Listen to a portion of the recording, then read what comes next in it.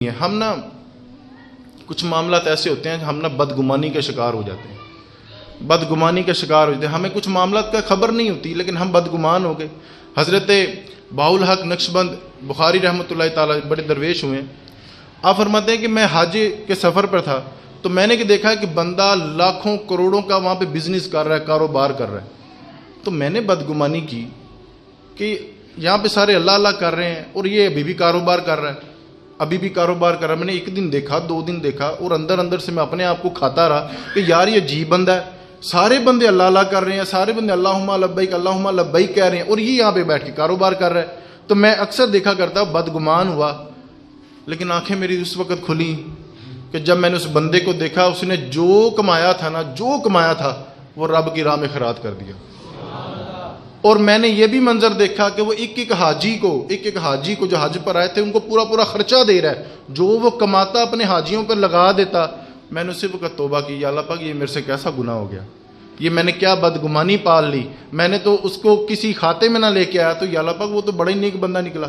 تو ہم بڑی جلدی کرتے ہیں. حضرت خواجہ حسن بصری رحمۃ اللہ تعالیٰ علیہ بڑا ایک درویش میں ان کا نام ہے.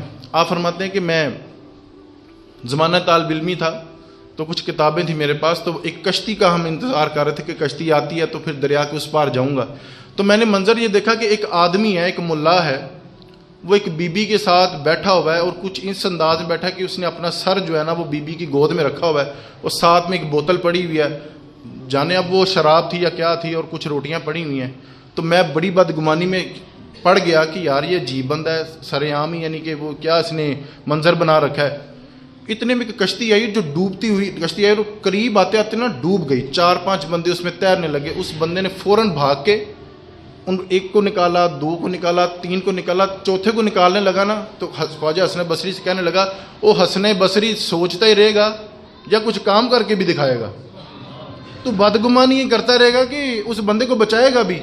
تو خواجہ حسن بصری فرمانے لگے یار مجھے تیرنا تو نہیں آتا، تو یہ کام تیرا ہی ہے، تو ہی جا کے بچائے گا. تو وہ چوتھے بندے کو بھی لے کے آئے نا، تو وہ جب وہ بندہ آیا تو خواجہ حسن بصری سے کہنے لگا آپ بدگمان نہ ہو، وہ بی بی میری ماں ہے، وہ بی بی میری ماں ہے. جو سکون ماں کی گود میں ہے وہ کہیں اور میسر تو نہیں ہے. وہ بی بی میری ماں ہے.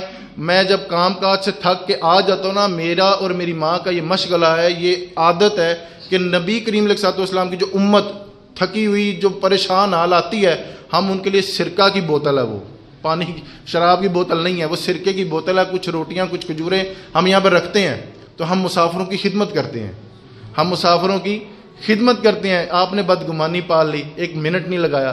ہم بھی کہتے ہیں وہ بندہ نمازی پریزی ہونی آ کے مینوں پتا ہو کہ پیچھے کی کرتا رہا، مینوں پتا ہو کہڑے کہڑے گناہ چ. ہم کہتے ہیں کہ ہانوں تے پتہ ہے، ہم کہتے ہیں یار بس کر دو. جب رب نے مہلت دے دی تو بھی تھوڑی سی مہلت دے دے. جب رب کریم نے اس کے سانسیں نہیں چھینی تو نہ اس کی عزت چھین.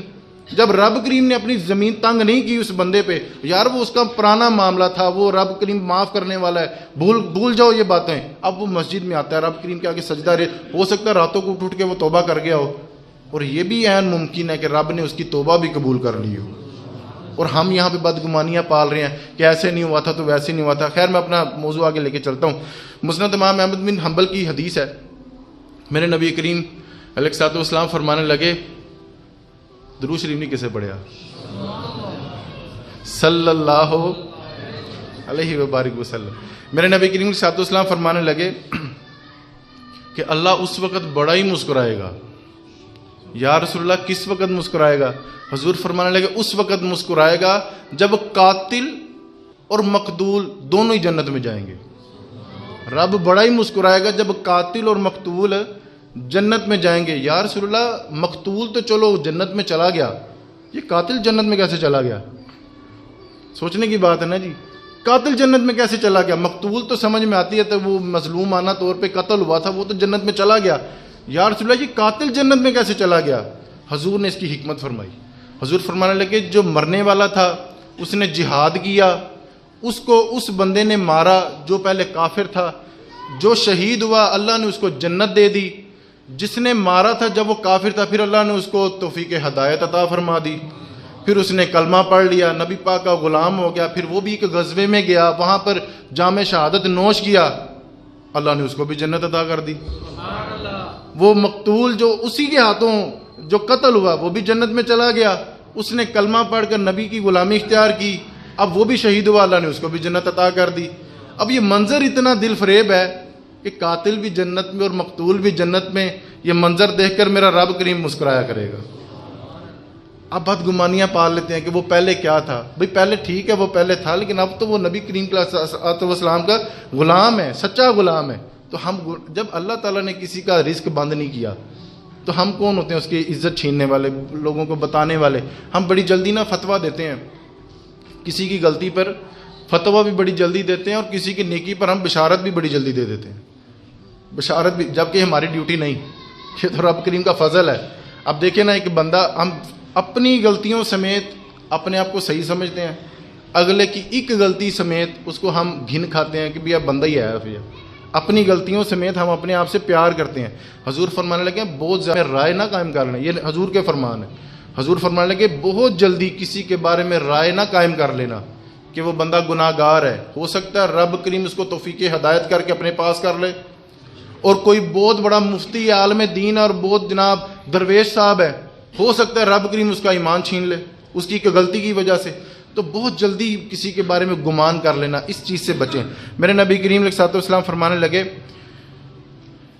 یہ جو اب ہمارا میڈیکل کا شعبہ ہے, اکثر ہمارے پاس یہ نفسیات کے ڈاکٹر, نفسیات کے مریض آتے رہتے ہیں, تو وہ اکثر ہم نے نا ان کے نسخوں پہ سائڈ پہ لکھا ہوا دیکھتے ہیں کہ جو بندہ بہت زیادہ ٹینشن میں رہتا ہے نا, بہت زیادہ ڈپریشن میں رہتا ہے, سوچیں عجیب عجیب, کبھی کسی کی سوچ کبھی کسی کی سوچ.